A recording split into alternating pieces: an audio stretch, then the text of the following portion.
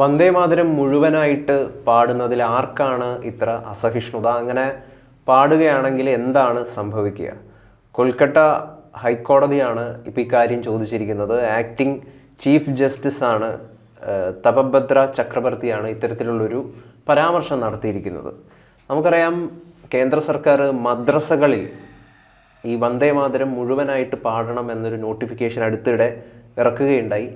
ഇതിനെ തുടർന്ന് കുറേയധികം ആളുകൾ പബ്ലിക് ഇൻട്രസ്റ്റ് ലിറ്റിഗേഷൻ, പൊതുതാൽപര്യ ഹർജിയുമായിട്ട് കോടതിയെ സമീപിച്ചു, കൊൽക്കത്ത ഹൈക്കോടതിയെ. അപ്പോഴാണ് അവിടുത്തെ ആക്ടിംഗ് ചീഫ് ജസ്റ്റിസ് ഇത്തരത്തിലുള്ളൊരു കാര്യം പറഞ്ഞിരിക്കുന്നത്. The heavens will not fall എന്നാണ് അദ്ദേഹം കൃത്യമായിട്ട് പറഞ്ഞിരിക്കുന്നത്. അപ്പോൾ എന്തിനാണ് വന്ദേ മാതരം മുഴുവനായിട്ട് പാടുമ്പോൾ ഇത്രമാത്രം അസഹിഷ്ണുത? അതിൽ 2-3 കാര്യങ്ങളുണ്ട്. ഒന്ന്, ആ എതിർപ്പ് ഉയർത്തിയിരിക്കുന്ന വന്ദേ ഭാരതം പാടുന്നതിന് എതിർപ്പ് ഉയർത്തിയിരിക്കുന്നത് വേറെ റിലീജിയസ് ആയിട്ടുള്ള ആൾക്കാരായിരിക്കും. പ്രത്യേകിച്ചും ഇസ്ലാമിനെ പോലുള്ള സെമിറ്റിക് റിലീജിയൻ്റെ ഭാഗമായിട്ടുള്ളവരായിരിക്കും. പക്ഷെ മദ്രസ എന്ന് പറയുന്ന സ്ഥാപനം യഥാർത്ഥത്തിലൊരു പബ്ലിക് ഇൻസ്റ്റിറ്റ്യൂഷൻ്റെ രീതിയിലാണ് ഫങ്ഷൻ ചെയ്യുന്നത്. ന്യൂനപക്ഷാവകാശത്തിൻ്റെ ഒരു പ്രത്യേകത എന്ന് പറഞ്ഞാൽ അവർക്ക് അവരിഷ്ടപ്പെടുന്ന മതം, അവർ വിശ്വസിക്കുന്ന മതം പ്രചരിപ്പിക്കാനും അതിനുള്ള സംവിധാനങ്ങൾ ചെയ്യുക എന്നുള്ളതാണ്. മദ്രസ ആ രീതിയിൽ കുട്ടികളെ പഠിപ്പിച്ച് ഇസ്ലാമിൻ്റെ നല്ല മാഹാത്മ്യങ്ങൾ കുട്ടികളെ മനസ്സിലാക്കുക എന്നുള്ള ഉദ്ദേശത്തിലാണ് മദ്രസ തുടങ്ങിയിരിക്കുന്നത്. പക്ഷേ ഇവിടെ സംശയം വരുന്നത്, ഈ മദ്രസകളിൽ പഠിപ്പിക്കുന്നത് മാത്രമാണോ? പല മദ്രസകളിലും സ്കൂള്, മറ്റ് സിലബസുകൾ, ടെസ്റ്റ് എഴുതാനുള്ള സിലബസ്, ഇംഗ്ലീഷ്, ഹിന്ദി ചിലടത്തേ ഉള്ളൂ, കണക്ക്, മാത്തമാറ്റിക്സ്, ഫിസിക്സ്, കെമിസ്ട്രി ഒക്കെ പഠിപ്പിക്കുന്നുണ്ട്. അതും മദ്രസയായിട്ട് ബന്ധമില്ല. ഇവർക്ക് സർക്കാരിൻ്റെ ഗ്രാൻഡ്, ഭീമമായ ഗ്രാൻഡാണ് കൊടുക്കുന്നത്. ഏതാണ്ട് കേരളത്തിൽ തന്നെ ഇവരുടെ മദ്രസയിലെ അധ്യാപകരുടെ ശമ്പളത്തിന് വേണ്ടി തന്നെ കോടാനുകോടി രൂപ മുടക്കിക്കൊണ്ടിരിക്കുകയാണ് അധ്യാപകരുടെ ശമ്പളത്തിന്. വേറൊരു സമൂഹത്തിൽ അങ്ങനെ കൊടുക്കുന്നില്ല. അത് ശ്രദ്ധിക്കണം. ഇപ്പോൾ ഹിന്ദു ക്ഷേത്രങ്ങളുമായി ബന്ധപ്പെട്ട് ഇങ്ങനെ സ്ഥാപനം തുടങ്ങി ഭഗവത്ഗീത പഠിപ്പിക്കണമെന്ന് ആരെങ്കിലും പറഞ്ഞാൽ കൊടുക്കുന്ന പ്രൊഫഷനില്ല. ഇവിടെ വന്നിരിക്കുന്നത് ജനഗണമന പോലും പാടാൻ മടിയുണ്ട് ഇവർക്ക്. ഇവിടെ നമ്മുടെ അതുപോലെ പെന്തക്കോസ്ത് സ്വഭാവം ഇത്തരം പ്രാർത്ഥനകളിലൊന്നും പങ്കെടുക്കില്ല. അത് മതപരമായി സംഭവിച്ചിരിക്കുന്നതാണ്. പക്ഷേ ഒരു വശത്ത് പെന്തക്കോസ്തുകാരൻ സർക്കാരിൻ്റെ ഗ്രാൻഡ് മേടിക്കാനും വരുന്നില്ല. അവരുടെ പള്ളിയുടെ പ്രചരണത്തിന് സർക്കാരിൻ്റെ ഗ്രാൻഡ് ഇത് മദ്രസ നടത്തുന്നതിൻ്റെ ഫണ്ടിങ്, അധ്യാപകൻ്റെ ശമ്പളം ഉൾപ്പെടെ ഫണ്ട് ചെയ്യുന്നത് ആരാ? ഗവൺമെൻറ് ഓഫ് ഇന്ത്യയാണ്, നമ്മളാണ്. ഞാൻ ആ വിശ്വാസം ഇല്ലാത്ത ആളാണ്, അല്ലെങ്കിൽ ഒരു വിശ്വാസം ഇല്ലാത്ത ആളാണ്. അപ്പോൾ നമ്മുടെ പൈസ ചിലവാക്കുന്നതിനെക്കുറിച്ച് നമുക്കൊരു കൺസേൺ വേണം.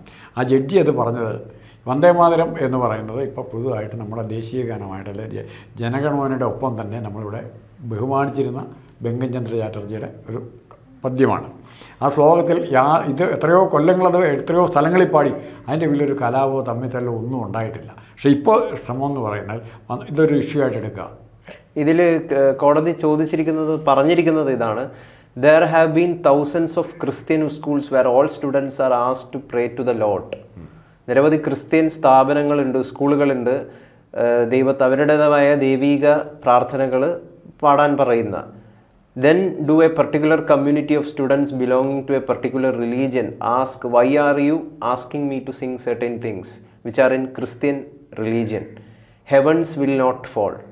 Today if I am asked to repeat a quote which is not in my religion, what happens? Do I become a person not belonging to my religion?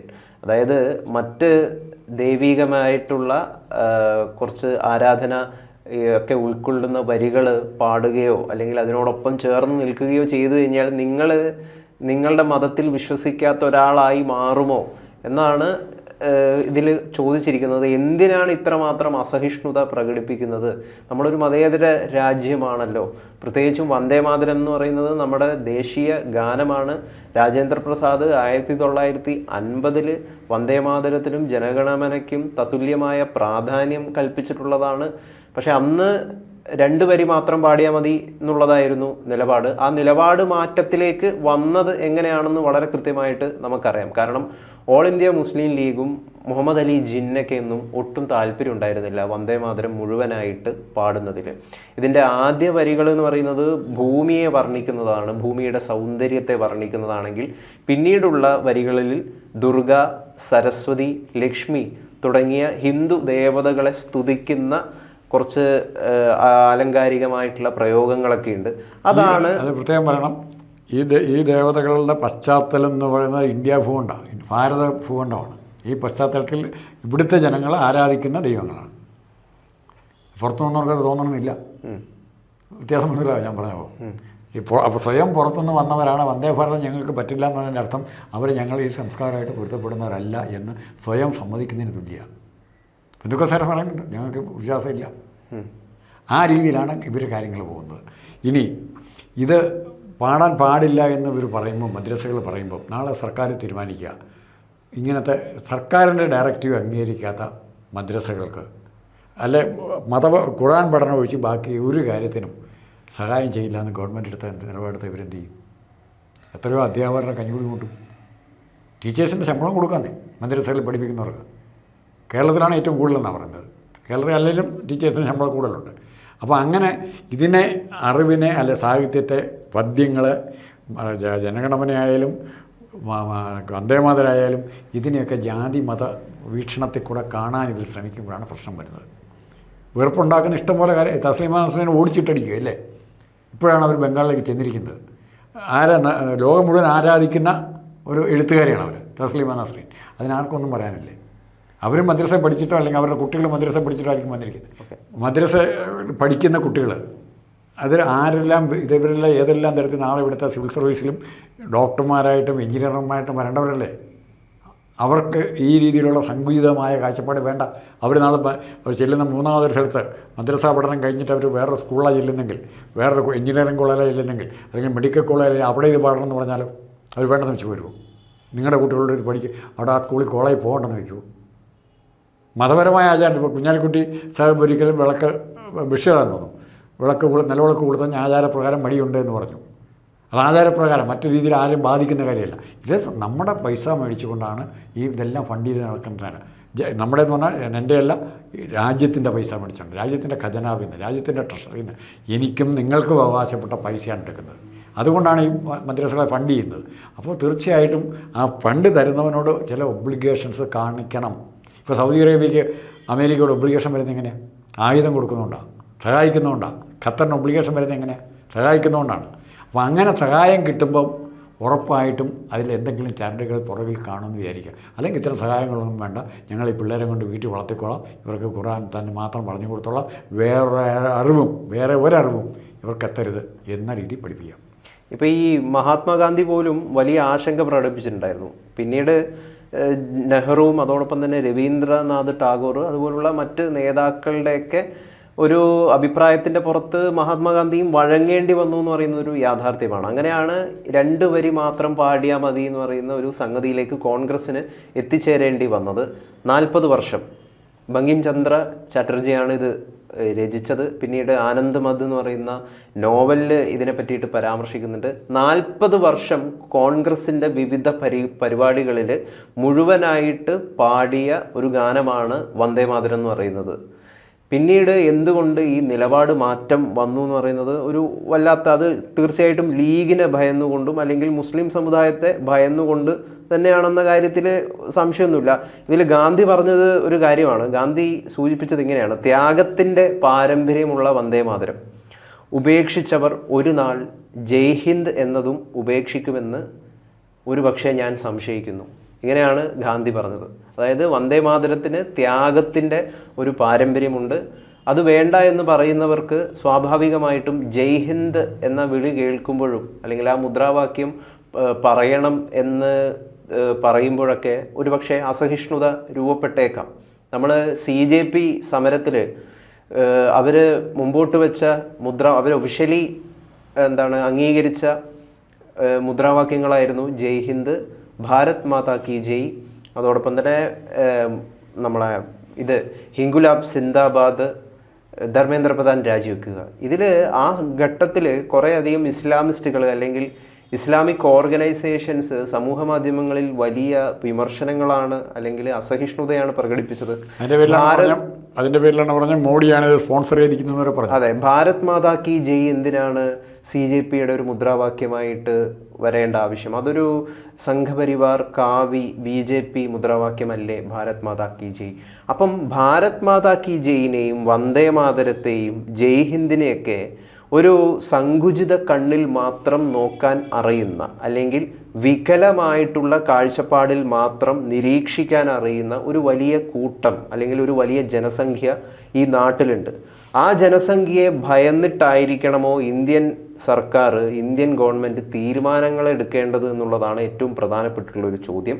അങ്ങനെ തീരുമാനമെടുക്കാൻ വേണ്ടിയിട്ട് ഭയന്നിട്ട്, ഈ സങ്കുചിത കാഴ്ചപ്പാടിന് മുമ്പിൽ കീഴ്പ്പെട്ടുകൊണ്ട് ഭയന്നിട്ട് തീരുമാനമെടുക്കാൻ ഞങ്ങൾക്ക് സൗകര്യമില്ല എന്നാണ് കേന്ദ്ര സർക്കാർ യഥാർത്ഥത്തിൽ വ്യക്തമാക്കുന്നത്. അതുകൊണ്ടാണ് ജനഗണയ്ക്ക് മുമ്പായിട്ട് വന്ദേമാതരം ആലപിക്കണം, ഏതാണ്ട് 3 മിനിറ്റ് 20 സെക്കൻഡാണെന്ന് തോന്നുന്നു അതിൻ്റെ ദൈർഘ്യം, ആലപിക്കണമെന്ന് പറയുന്ന തീരുമാനം കേന്ദ്രം കൊണ്ടുവന്നത്.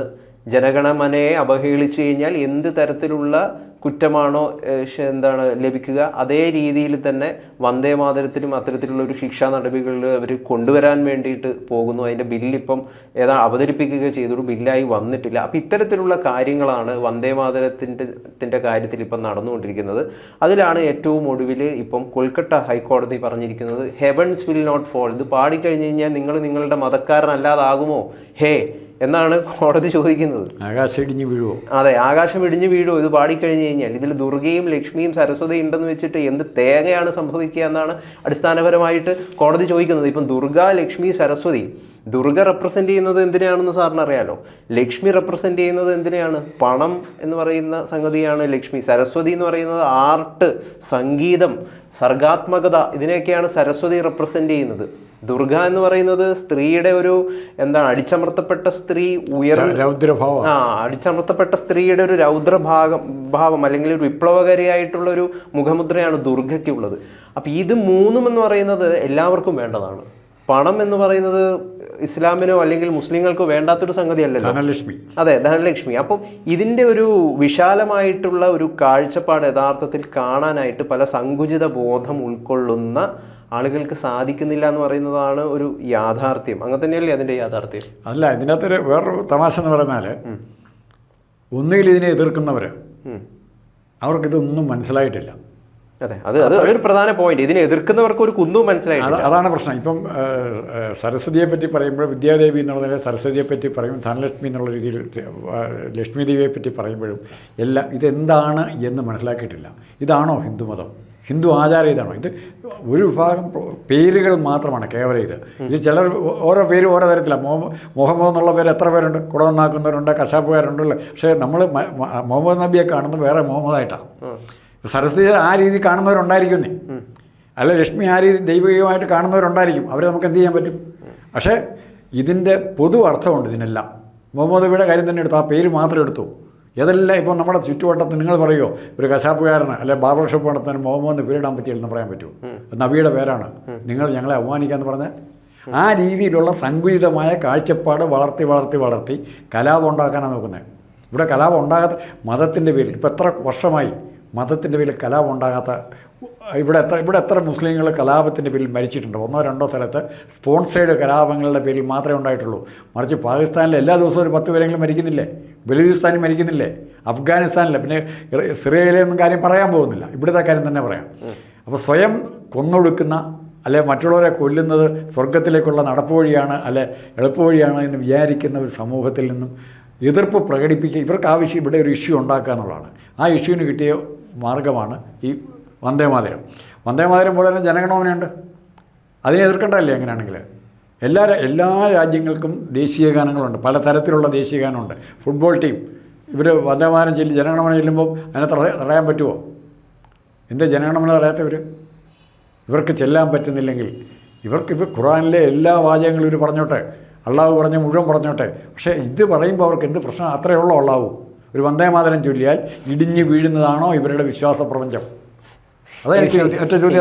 ഇതിൽ രവീന്ദ്രനാഥ് ടാഗോർ ഇത് 1860 എന്താണ് 83 അങ്ങനെ ഏതോ സമയത്ത് അദ്ദേഹം ഇത് പല വേദികളിൽ ആലപിച്ചിട്ടുണ്ട്. പിന്നീട് പല കോൺഗ്രസ് നേതാക്കൾ കോൺഗ്രസിന്റെ പല വേദികളിൽ ഇത് ആലപിച്ചിട്ടുണ്ട്. പിന്നീട് ലീഗും മുഹമ്മദ് അലി ജിന്ന അവരാണ് ഏറ്റവും ആദ്യം എതിർപ്പുമായിട്ട് വന്നത്. മുഹമ്മദ് അലി ജിന്നയ്ക്ക് വന്ദേമാതരത്തിന്റെ നമ്മൾ ആദ്യം അംഗീകരിച്ചിട്ടുള്ള ഈ 2 സ്റ്റാൻസ് ഉണ്ടല്ലോ, ഇതുപോലും പാടുന്നതിൽ എതിർപ്പുണ്ടായിരുന്നു എന്നുള്ളതാണ്. പിന്നീട് രവീന്ദ്രനാഥ് ടാഗോർ പറഞ്ഞത് ഇതാണ്: the core of Vande Mataram is a hymn to goddesses Durga. This is so plain that there can be no debate about it. അതിലൊരു തർക്കമില്ല. പക്ഷേ of course Bankim Chandra does show Durga to be a inseparable united with Bengal in the end. But no Musalman can be expected patriotically to worship the 10-handed deities as Swadesh. The novel Anand Madh is a work of literature and so the song is appropriate in it. But Parliament is a place of union for all religious group and there the song cannot be appropriate എന്നാണ് പിന്നീട് അദ്ദേഹത്തിൻ്റെ നിലപാടുണ്ടായിരുന്നത്. അതായത് കൃത്യമാണ്, മുസൽമാന്മാർക്ക് ഇതിനെ അംഗീകരിക്കാൻ പറ്റില്ല. കാരണം വിവിധ തരത്തിലുള്ള കാരണങ്ങളുണ്ടല്ലോ, നമ്മളിപ്പോൾ അത് പറഞ്ഞു കഴിഞ്ഞു. അപ്പോൾ ആ സങ്കുചിതമായ കാഴ്ചപ്പാടിന് മുമ്പിൽ കീഴ്പ്പെടണം എന്നാണ് യഥാർത്ഥത്തിൽ. ഇത് അങ്ങനെയാണോ ഇതിനെ നമ്മൾ വായിക്കേണ്ടത്? കപട മതേതരക്കാർ പറയും, കപട മതേതരത്വം പറഞ്ഞു കിടക്കുന്നവർ പറയും ഇത് വന്ദേമാതരം പാടി എത്രയോ നാളുകൾ പാടിയിട്ട് ഇവിടുത്തെ മുസ്ലിം ജനസംഘം വന്ദേമാതരം പാടിയതിൻ്റെ പേരിൽ ആരെങ്കിലും ഇസ്ലാമിൽ നിന്ന് കൺവേർട്ട് ചെയ്ത് ഹിന്ദു ആയിട്ടുണ്ടോ? എവിടെയെങ്കിലും ഒറ്റ സെൻഷൻസ് പറയാം. അല്ല, അതാണ് ചോദിക്കുന്നത്. കോടതി ചോദിച്ചത് അതാണ്. എന്താണ് ആക്ടിംഗ് ചീഫ് ജസ്റ്റിസ് കൊൽക്കത്ത ഹൈക്കോടതി ചോദിച്ചത് ഇതാണ്. അദ്ദേഹത്തിന്റെ മുമ്പാകെ പബ്ലിക് ഇൻട്രസ്റ്റ് ലിറ്റിഗേഷൻ വന്നപ്പോൾ വന്ദേ മാതരം പാടിക്കഴിഞ്ഞ് കഴിഞ്ഞാൽ, മുഴുവനായിട്ട് പാടിക്കഴിഞ്ഞ് കഴിഞ്ഞാൽ നിങ്ങൾ ക്രിസ്ത്യൻ അല്ലാതാകുമോ, നിങ്ങൾ മുസൽമാൻ അല്ലാതാകുമോ? പ്രധാനപ്പെട്ട ചോദ്യമാണ്. അല്ല, അതിൻ്റെ പ്രശ്നം എന്ന് വെച്ചാൽ ഇവിടുത്തെ ഒരു പൊളിറ്റിക്കൽ ലീഡർഷിപ്പ് എന്ന് പറയുന്നൊരു കാര്യമുണ്ട്. അത് സെക്കുലറായിട്ട് ഉള്ള കാഴ്ചപ്പാടാണ് ഇവരെല്ലാവരും പുറമേ പറയുമ്പോൾ. പക്ഷേ ആത്മാർത്ഥമായിട്ട് സെക്കുലർ കാഴ്ചപ്പാടുണ്ടെങ്കിൽ വന്ദേമാതരം ആദ്യം പാടേണ്ടത് MES സ്കൂളുകളിൽ ഫസൽ ഗഫൂർ പാടാൻ വായിച്ചു കൊടുക്കണം. അതിന് തയ്യാറുണ്ടോ? ഫസൽ ഗഫൂർ ഇവിടെ എഞ്ചിനീയറിംഗ് കോളേജ് നടത്തുന്നതും മറ്റ് സൗകര്യങ്ങളുണ്ടാകുന്നതും ഇന്ത്യയുടെ പൊതു പൈതൃകത്തിൽ നിന്ന് പശ്ചാത്തലത്തിൽ നിന്നാണ്. അത് പഠിപ്പിക്കുന്നവരും എഴുതുന്നവരും എല്ലാം അവരാണ്. അവർ വന്ദേമാതരം വായിച്ച ഒരു അധ്യാപകൻ, അതായത് എഴുതിയ ടെക്സ്റ്റ് ബുക്ക് എഞ്ചിനീയറിംഗ് കോളേജ് പഠിപ്പിക്കാമെന്ന് ഫസൽ ഗഫൂർ പറയുമോ? MES ഇവിടെ ഭഗവത്ഗീത പഠിപ്പിക്കുന്ന ചില മദ്രസകൾ കേരളത്തിലുണ്ട്. അത്തരത്തിലുള്ള വാർത്തകളായി വന്നിട്ടുണ്ട്. ചില മതേതരം ഉൾക്കൊള്ളുന്ന ചില മദ്രസകളിൽ ഭഗവത്ഗീത പഠിപ്പിക്കുന്നു. അല്ല, അത് ഇപ്പോൾ അത് നിർത്തിക്കാണ്. കാരണം കഴിഞ്ഞ 10 വർഷമായിട്ട് തീവ്രമായ മുസ്ലിംസിനെ ഓരോരുത്തൻ പറയുന്നതിനേക്കാൾ കുറച്ചുകൂടെ കൂടി വേർത്തം പറയുക. ഈ തീവ്രത കൂട്ടി ആ തീവ്രത കൊണ്ട് മുസ്ലിംസിനെ വൈകാരികമായി നശിപ്പിക്കാനുള്ള ശ്രമം കൂടിയാണ് എൻ്റെ ഭാഗത്ത് ഞാൻ കാണുന്നത്. വൈകാരികമായിട്ട് ഇവിടെ മുസ്ലിംസ് ഒറ്റപ്പെടുന്നതുകൊണ്ട് എവിടെയാണ് പറ്റുന്നത്, നഷ്ടം പറ്റുന്നത് എവിടെയാണ്? ഇപ്പോൾ സ്പെയിനിൽ ഇപ്പോൾ മൊറോക്കോക്കാരിയായിരുന്നു, പ്രശ്നം ഉണ്ടാക്കി. നാളെ അവിടെ ഒരു സംഘടനത്തിൻ്റെ തുറന്നു കഴിഞ്ഞു ഇല്ലേ? 60,000 മൊറോക്കോക്കാരാണ് അങ്ങോട്ട് ചെയ്യുന്നത്. അപ്പോൾ ഈ മതത്തെ പൊതു കാര്യങ്ങൾക്ക് വേണ്ടി കൊണ്ടുവരുമ്പോൾ അത് ശ്രദ്ധിക്കപ്പെടേണ്ടതാണ്. ഇത് വന്ദേമാതരത്തെ മാത്രമല്ല അവർ ടാർഗറ്റ് ചെയ്യുന്നത്, ഇന്ത്യയുടെ സോഷ്യൽ ഫാബ്രിക് അല്ലെങ്കിൽ പരസ്പരം ബന്ധപ്പെട്ടിരിക്കുന്ന പരസ്പരം സഹകരിക്കുന്ന ആ ഫാബ്രിക്കിനെ തകർക്കുകയാണ് അതിൻ്റെ ഉദ്ദേശം. വന്ദേമാതരമല്ല അവരുടെ ലക്ഷ്യം. എന്തായാലും ഈ ഒരു സങ്കുചിതമായിട്ടുള്ള കാഴ്ചപ്പാട് തന്നെയാണ് ഇപ്പോൾ സാർ പറയുന്നത്. വന്ദേമാതരം പാടിക്കഴിഞ്ഞാൽ എന്തോ വലിയ പ്രശ്നമുണ്ടാകുമെന്ന് പറയുന്നവർക്കുള്ളതല്ലേ? അതാണ് അത് അവർ സ്വയം വിചാരിക്കുക. വന്ദേമാതരം പാടിക്കഴിഞ്ഞാൽ ഞങ്ങളുടെ കൂട്ടത്തിൽ നിന്ന് എല്ലാവരും ഇസ്ലാമിക. അല്ല, അതിൽ എരുതിയിൽ എണ്ണ വയ്ക്കാൻ കുറേ പേര് കൂടെ നിൽക്കുകയും ചെയ്യും. ഇപ്പം SDPIക്കാരെ പോലുള്ളവർ, അല്ലെങ്കിൽ ഇപ്പം മുഹമ്മദ് റിയാസിനെ പോലുള്ളവരൊക്കെ. മുഹമ്മദ് റിയാസാണ് VD സതീശൻ സർക്കാർ വന്ദേമാതരം മുഴുവനായിട്ട് സത്യപ്രതിജ്ഞാ വേദിയിൽ ആലപിച്ചപ്പോൾ ആദ്യമായിട്ട് പ്രശ്നം ഉന്നയിച്ചുകൊണ്ട് ഇതെന്തോ വർഗീയ പ്രചരണമാണ്, മുസ്ലിം സമുദായത്തിൽ എന്തോ വലിയ അപകടം സംഭവിക്കുന്നു എന്നുള്ള രീതിയിലുള്ള കാര്യം പറഞ്ഞുകൊണ്ട് വന്നതാരാണ്? മുൻ മുഖ്യമന്ത്രി പിണറായി വിജയൻ്റെ മകളുടെ ഭർത്താവ്, അതായത് മരുമോനായിട്ടുള്ള മുഹമ്മദ് റിയാസാണ്. ഏറ്റവും കൂടുതൽ ദൈവനിഷേധം നടത്തിയിരിക്കുന്ന അത് ഇസ്ലാമിന് ദൈവം ഉണ്ടോ എന്ന് എനിക്കറിയില്ല. ഉണ്ടെങ്കിൽ വിശ്വസിക്കുന്നുണ്ടെങ്കിൽ, അങ്ങനെ ഒരു ദൈവമുണ്ട്, അള്ളാഹ് ഉണ്ട് എന്ന് അവർ വിശ്വസിക്കും. ഞാൻ വിശ്വസിക്കുന്നുണ്ട് ഒരു ദൈവമുണ്ട്, അവർക്ക് ആ സങ്കല്പത്തിലൊരു ദൈവം കാണാം എന്ന് ഞാൻ വിചാരിക്കുന്നു. പക്ഷേ ഇസ്ലാം വിശ്വസിക്കുന്നുണ്ടെങ്കിൽ ചെഗുവരയുടെ ജേഴ്സി ഇട്ടുകൊണ്ട് നടക്കുന്ന നേതാക്കന്മാരിൻ്റെ പുറകെ ഇതിൻ്റെ പോകുന്നതിനാണ്. ഏറ്റവും കൂടുതൽ ദൈവനിഷേധിയായിട്ടുള്ള ഒരു വിപ്ലവകാരിയായിരുന്നു ചെഗുവരയുടെ ജേഴ്സി ഇടാത്ത എത്ര പേരുണ്ട് ഇവിടെ? DYFലും CPMലും. റിയാസ് ഇട്ട് കാണല്ലോ, അണ്ടർവെയറുടെ ചെഗുവരയുടെ ജേഴ്സി ആയിരിക്കുമല്ലോ റിയാസിന്. റഹീമിനാഥായിരിക്കുമല്ലോ, അതിൻ്റെ പുറകെയാണ് പോകുന്നത്. അത് അപ്പോൾ ഇസ്ലാമിനെ തെറ്റിദ്ധരിപ്പിക്കാനും ഒരു കലാപത്തിൻ്റെ അന്തരീക്ഷത്തിൽ ഇറാനിലെ പോലെ ആരുടെയെങ്കിലും മിസൈലിൻ്റെ മുമ്പിൽ അല്ലെങ്കിൽ ആരുടെയെങ്കിലും തോക്കിൻ്റെ മുമ്പിൽ കൊണ്ടു നിർത്താനും ഇസ്ലാമിനെ തള്ളിവിടുന്ന ആ പരിപാടിയുണ്ടല്ലോ. എന്നിട്ട് അവരെ രക്ഷിക്കാൻ ഞങ്ങൾ വന്നോളാം എന്ന് പറഞ്ഞ് ഇസ്ലാമിനെ കലാപത്തിൻ്റെ വക്കിലേക്ക് തള്ളിവിടുകയാണ്. കാഷ്വാലിറ്റി ഉണ്ടാകുന്നത് ഇസ്ലാമിൻ്റെ ഭാഗത്ത് മാത്രമാണ്. ഇപ്പം ഇറാനിൽ യുദ്ധം ഉണ്ടാകുന്നു, അല്ലെ കാഷ്വാലിറ്റി എവിടെയാണ് ഉണ്ടായിരിക്കുന്നത്? അമേരിക്കക്കാർ എത്ര പേര് മരിച്ച യുദ്ധത്തിൽ? ഇവിടെ മുദ്രാവാക്യം വിളിച്ച് നടക്കാം, ട്രംപിനെ ബഹിഷ്കരിക്കണം എന്ന് പറയാം. പക്ഷേ അമേരിക്കക്കാർ എത്ര, അതൊന്നും സ്വയം ഒന്ന് ആലോചിക്കാൻ ഇവിടെ ഇന്ത്യയിലെങ്കിലും കാരണം ഇന്ത്യയിൽ ഒരുമാതിരി സ്വാതന്ത്ര്യം ഉണ്ടെന്നാണ് എൻ്റെ വിശ്വാസം, എൻ്റെ അനുഭവം. ഉള്ളിടത്ത് ഇവിടെ ദയവ് ഇത് കുഴപ്പമുണ്ടാക്കരുത് എന്നൊരു അഭ്യർത്ഥനയോടുകൂടി അവസാനിപ്പിക്കാം.